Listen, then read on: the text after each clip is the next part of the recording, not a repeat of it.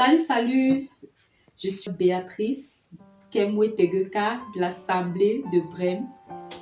Le thème du livre sur lequel je vais présenter quelques points qui m'ont marqué porte sur la centralité de la prière du professeur Zacharias Tanefomo. C'est le leader fondateur de la communauté missionnaire chrétienne internationale. Ce livre contient à peu près 250 pages et il est d'ailleurs très riche en contenu.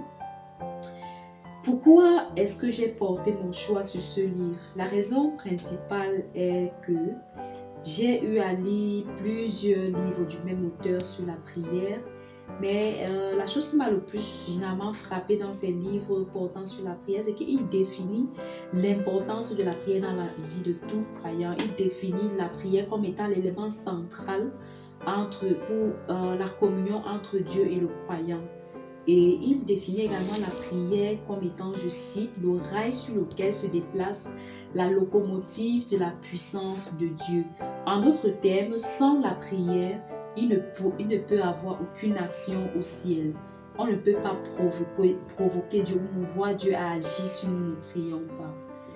Et la chose qui m'a le plus frappée pendant que je lisais ce livre particulièrement, c'est que l'auteur présente le fait que plusieurs croyants prient pas pour rencontrer Dieu, prient pas pour entrer en communion avec Dieu, pas pour bâtir quelconque relation avec Dieu, mais prient juste pour comptabiliser les heures, pour calmer sa conscience et pour, pas pour communier avec Dieu comme l'auteur présente dans d'autres livres. Et je me suis sentie vraiment très concernée par cette présentation, par le fait que nous prions.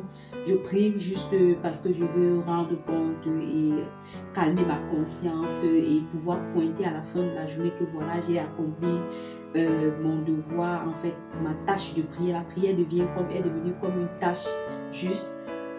L'auteur présente le fait que plusieurs croyants prient juste pour comptabiliser les heures, alors que la prière, c'est un exercice pour entrer en communion avec Dieu. C'est un moment pour parler à Dieu. C'est également le fait de prier et s'attendre à Dieu, de voir Dieu exaucer.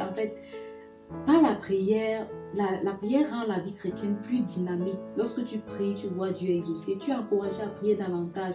Mais lorsque quelqu'un prie, comme l'auteur le disait quelque part dans le livre, lorsque tu pries juste pour rendre compte et pour calmer la conscience, un jour, le croyant, celui qui prie ainsi, pourra finir par se décourager parce qu'il ne voit pas d'exaucement, il ne s'attend à rien pendant qu'il vient prier. Et voilà ce qui m'a le plus frappé. Et il a présenté également l'exemple d'Élisée dans la Bible. Quelqu'un qui priait et Dieu agissait, il priait et Dieu répondait. Un exemple, lorsque Élisée avait demandé au Seigneur d'ouvrir les yeux de son serviteur pour qu'il voie. La Bible dit, l'auteur présente dans la Bible, que lorsque Élisée a fini d'élever cette prière au Seigneur, le Seigneur a exaucé, il a effectivement ouvert ses yeux et il a vu.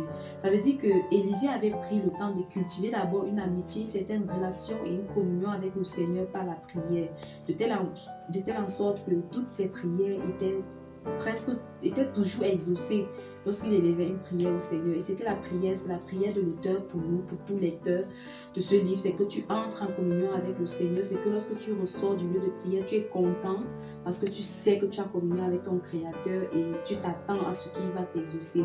Et comme je disais tantôt, ceci rend la vie chrétienne plus dynamique, plus vivante. Parce que lorsque je commence à prier pour rendre compte, lorsque je prie juste pour calmer ma conscience, à un moment donné, je me sens juste épuisée, ça devient comme une tâche difficile, ça devient comme un exercice, un devoir, comme si on me mettait seulement la pression, prie, à un moment donné, je me fatigue.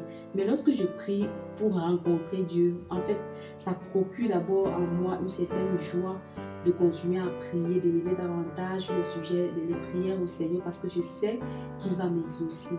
Comme je disais tantôt, pour concrétiser ce que j'étais en train de dire, je vais vous présenter un extrait qui m'a vraiment frappé pendant ma lecture. L'auteur nous dit à la page 79 du livre: Malheureusement, plusieurs croyants ne prient pas pour avoir des réponses. Ils prient pour enregistrer leurs heures de prière. Ils prient pour se réconforter. Ils prient pour calmer leur conscience. C'est une chose dangereuse de faire une prière que Dieu ne va pas exaucer. Gloire à Dieu. Par rapport à ce livre, je ne peux que le recommander et tu ne seras pas déçu à la fin de ce livre. D'ailleurs, ce livre m'a également beaucoup aidé dans ma vie de prière. C'est vrai, c'est pas encore ça. Je suis encore à la maternelle, à la crèche. J'apprends encore de ce livre. Mais je ne peux que le recommander particulièrement aux personnes qui, comme moi, priaient pour enregistrer des heures, priaient juste pour calmer leur conscience, sans attendre, sans communion, sans attente et sans aucune communion avec le Seigneur.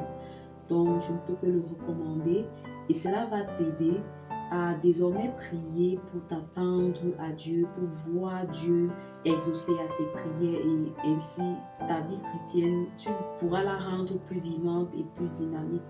Ça ne va pas être comme un fardeau que tu portais tous les jours. Donc, sois béni en tant que tu lis ce livre.